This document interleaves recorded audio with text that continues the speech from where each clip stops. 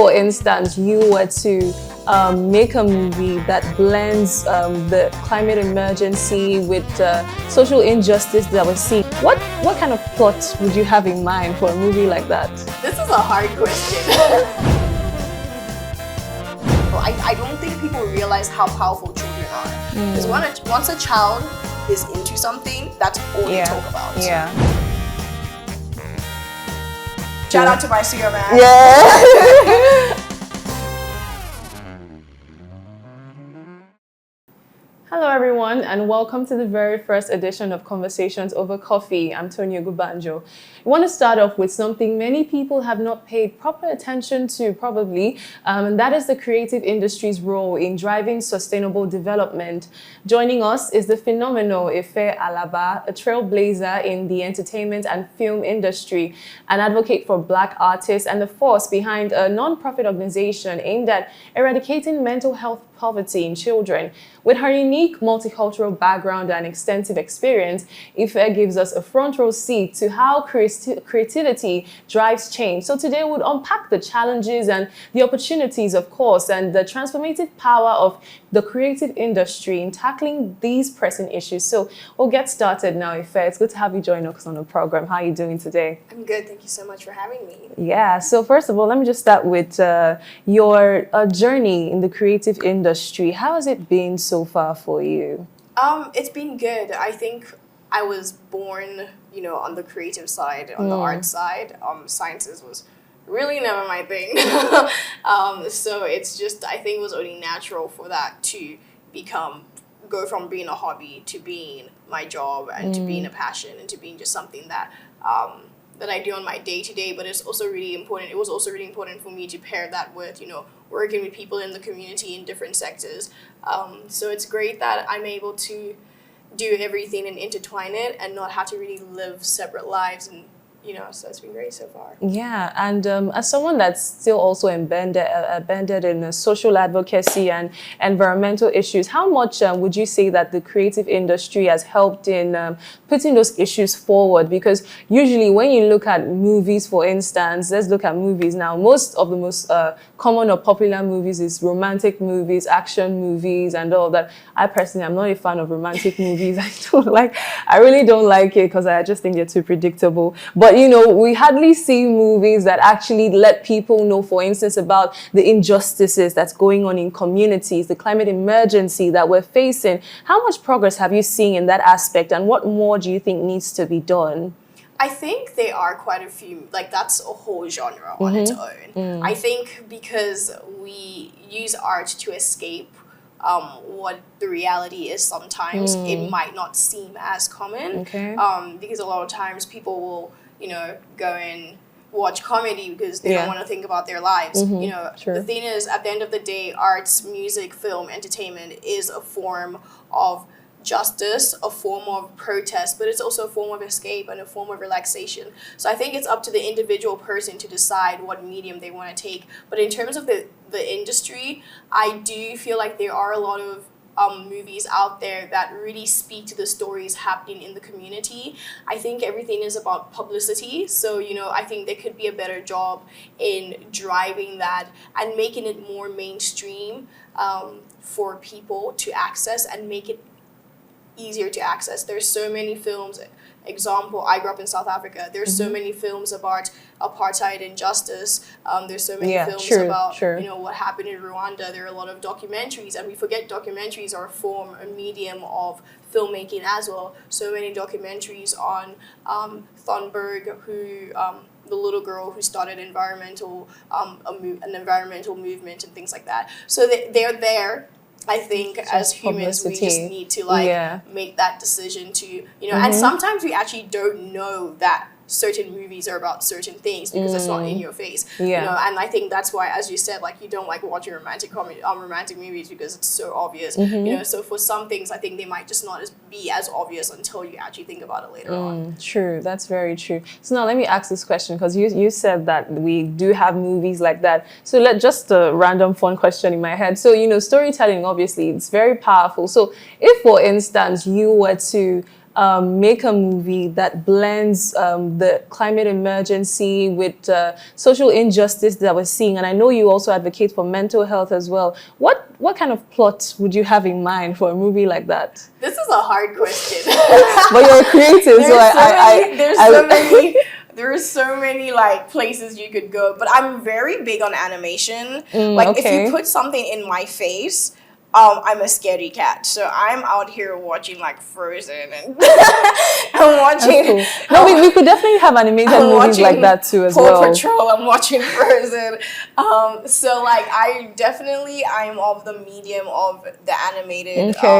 You know, just that version, because I think sometimes it's really hard. I'm actually in the process of working on a short animated series right now called Rated. So it's it's an animated short film about a girl who's my story, and she comes to Canada and she's facing all these like subtle racist things, and she rates her experience from 1 to 10. And so what that allows the viewer to do is when they watch that, they can say, okay, I thought the situation was a 5, but for her, it's an 8. I wonder why that is, right? So things like that is really what I would do, trying to make sure that the person sees it from my perspective, because I think the most powerful stories are real experiences. Yeah, I think it's just about how, I was given an example about how, I live in Newfoundland, St. John's in Canada, and so I was taking a cab in the winter,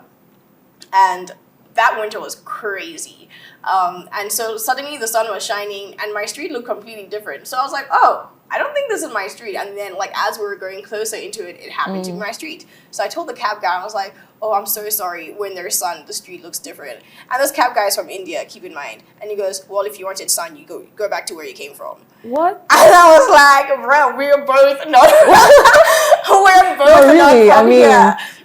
So stuff like that, where it's just like, I rated that situation like a 6 because it was just like hilarious. No, that's a 10 for me. No, I can't do it. I rated it because it was just funny to me because we were both immigrants. Literally, yeah. But as soon as I told like my other friends that are white or whatever, they were like, "This is a 15. I would never deal with this." So it's just telling things like that and making sure that you intertwine it, and the aspect of the fact that like for us where we live, the winter is crazy because of global warming and stuff like that. So how that changes your environment in such a short period. So bringing those stories in and little nuances that can just like, just stick in your brain, and then you're able to talk about it without being exhausted. Yeah. So just on some of the experiences that you've had, I know you also advocate for more inclusion and equity for Black artists. What are some of the challenges you face as a Black creative in the industry, or you've witnessed other people facing? I think it's really interesting. I always say it's a threefold: being a woman in a male-dominated industry, being Black in a white environment, and being an immigrant. And that's a very interesting perspective. I like that. And being an immigrant specifically from the global South, because we have this whole first world, third world thing, a very different experience of what like, I don't really know if you come from like America and you live in Canada, that counts as an immigrant, but that ain't my business. I'm not about to get canceled over that. So I always say that there's so many things happening on so many fronts that you have to face. And luckily for me, I've grown up in so many different environments that I'm able to kind of mold myself to make sure I fit into what I need to fit in so that I can create where I can be free. I think a lot of people expect automatic space and for them to make sure that they can thrive in the environment. And that's not how life works. And that's just not how the environment with colonialism and everything works. But don't you think it's gotten better over time? I mean, you can't compare it to the 50s, the 60s. God knows I wouldn't have survived. when I hear the stories in those times, I'm like, wow, I really don't know how those people survive. God knows through it those could times. never be me. Yeah. Like, so yeah, like, but I think it's just about knowing. I always say it's like playing chess. You know your opponent, you know what you have to do, and you know how to maneuver it. You also, I feel like people are much more solution based and solution orientated now. So because at the end of the day, if there's a problem, everyone wants a solution. So if you're the one carrying the solution, it doesn't matter where you are, you're relevant. So in my case, living where I live, there weren't a lot of Black people that were in film, and there weren't a lot of Black females that were producers in film. A lot of people want to be an actor. There is so many people. So that clearly was not where I was going to go into. So what I did is I looked at the missing pieces and I became the missing piece to fit. And then and obviously you have to start from somewhere, you know. So doing the dues, making sure you do like your internships, some free jobs, not too many free jobs, some free jobs. I like that. Not too many free jobs. Of course. So yeah, even doing that and then just starting your own thing as well simultaneously. Because the reality is people like to work with who they know. And I think sometimes, especially as Black people, I find, and as immigrants as well, we tend to gravitate towards each other. True. Yeah. And only go out there when it's time to work. But in the film industry, especially in the Canadian film industry, I find is that people want to know who you are. They will hire who they know. So you could be the best camera person in your life, but if they don't know you, brother, you're staying at home. So yeah, but there's so much opportunity out there. I think you just need to be innovative, because I think the media is so saturated with the same things exactly. now. Exactly. Even when it comes to climate change, even when it comes to sustainability, it's very the same storyline. Really? Even when it comes to sustainability? I find, because everyone has kind of like will harp on the same thing or the same, like for example, I find telling stories about like sustainability and poverty in Africa really annoying. Really? Why? Because I find that it's like, you'll see, like, you know, the WHO adverts with the flies and things like that. Yeah, true, and then it's true. Like, that's true.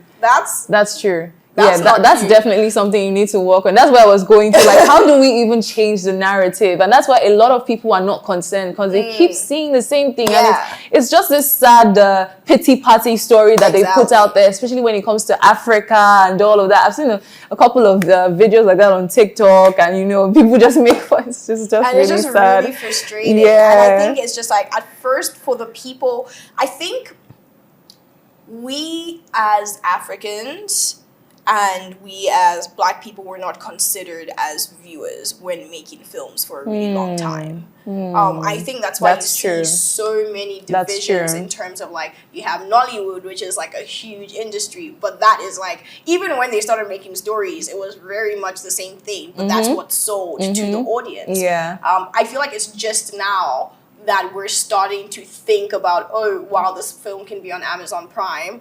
Let's kind of like diversify to, you know, that's why there's Bollywood, because they had to then cater for their own people. So I think when it comes to Hollywood and all those films that, when it comes to poverty or climate change and things like that, that are Hollywood based, the people don't necessarily have the experience or the people to consult about it. So they only do what they seem to know. So I think now it's just up to us as African filmmakers to put our experiences out there authentically. I think sometimes we try and cater because things are too raw.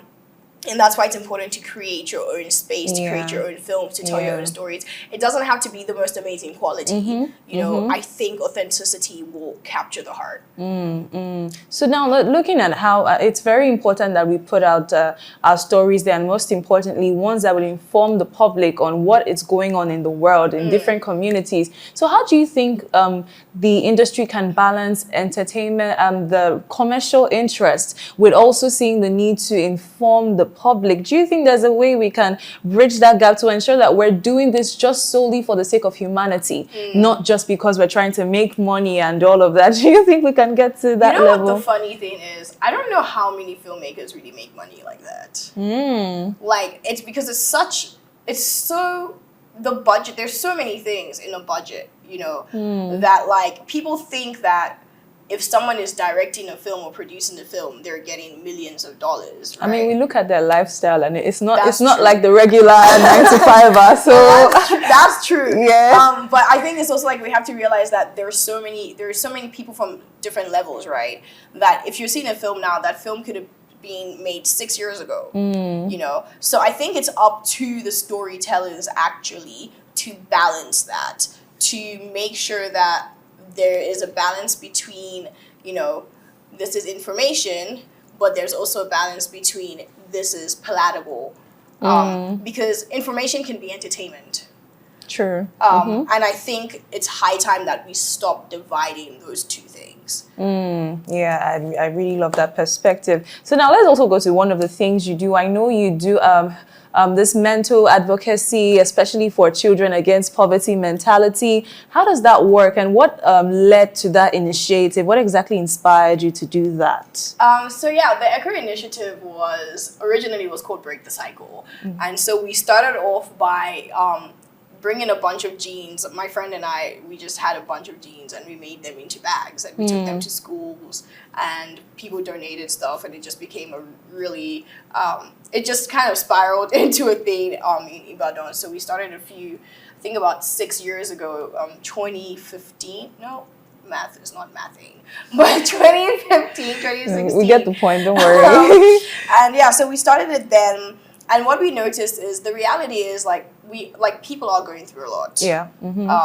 It's really hard to move from class to class. If you're in a low income household, you're most likely going to stay in a low income household. True. And it's not just a one family thing. It ends up being a generational thing. True. Very true. So it's really hard, I think, to move from where you grew up to where you see the people that you aspire to be. But we also realized that a lot of it, coming from South Africa, I saw that a lot of things were a mindset thing. A lot of things people felt like they were owed because of what the government, because of what apartheid did. And so I kind of thought it was a South African thing at first, but when I got here, I found that you can't really... in the Bible, it says this verse where God tells Abraham, as far as your eyes can see. But if your eyes are only seeing what's around you, then you don't know what else is out there. That's word. I like that. So I started it.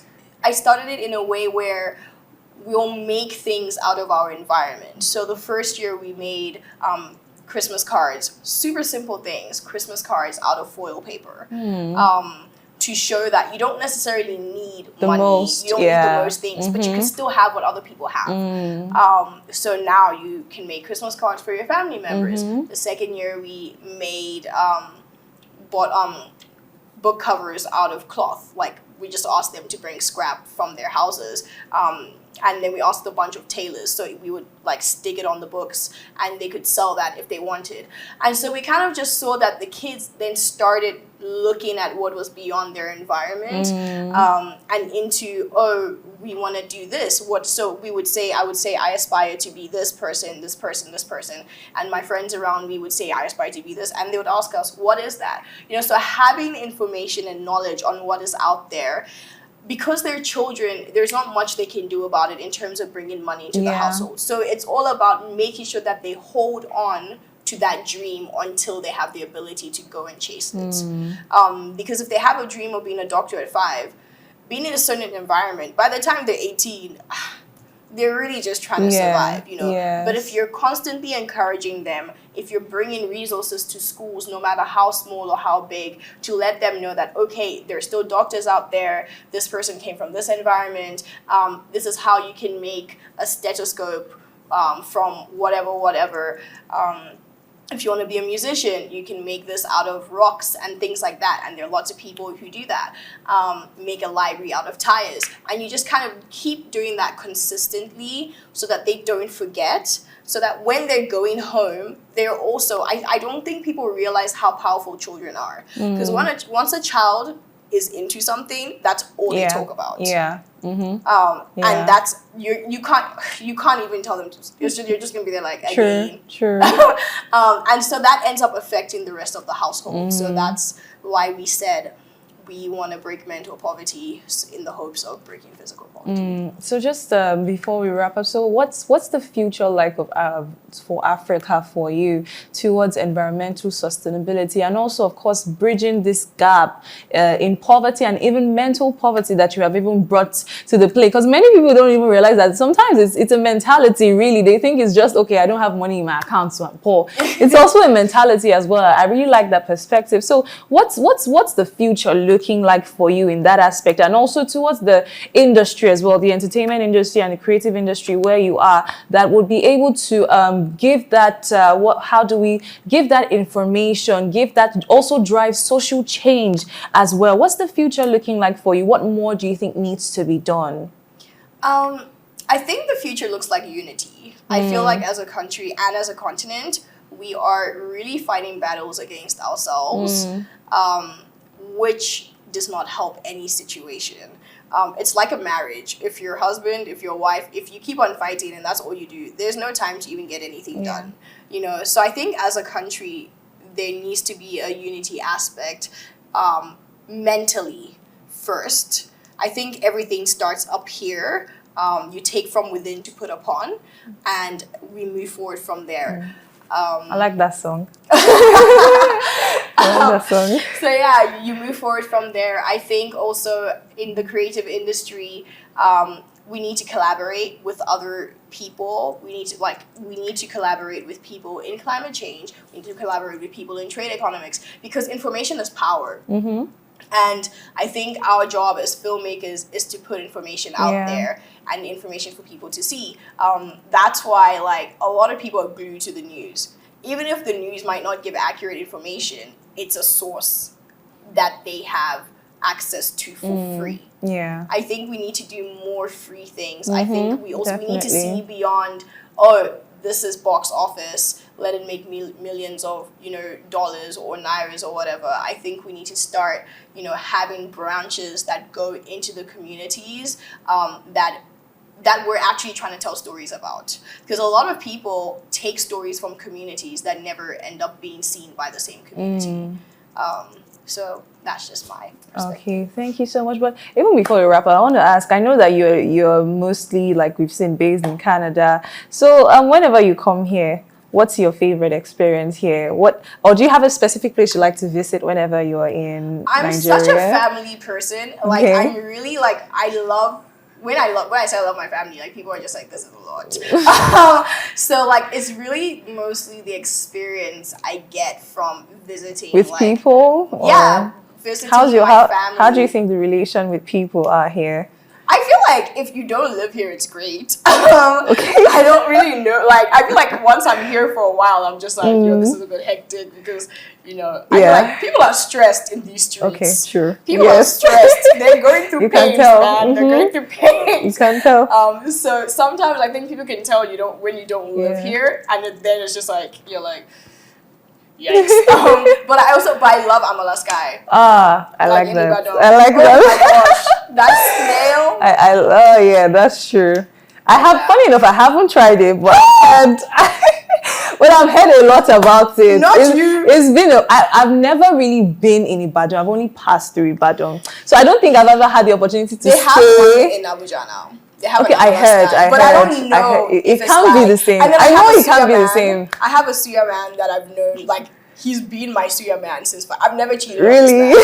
Like, so anytime you're in Nigeria, I've never had any other suya in my life. Which place is that? He's in Ibadan, next to Ibadan. University of Ibadan. Oh yes. Yeah. So that's my suya. Shout out to my suya man. Yeah. That's cool. So yeah. That's cool. It was so great to have you, Ife. Thank you. so This was such a much. wonderful conversation. Thank you for bringing the perspectives and the insights. We do look forward to more relations with you.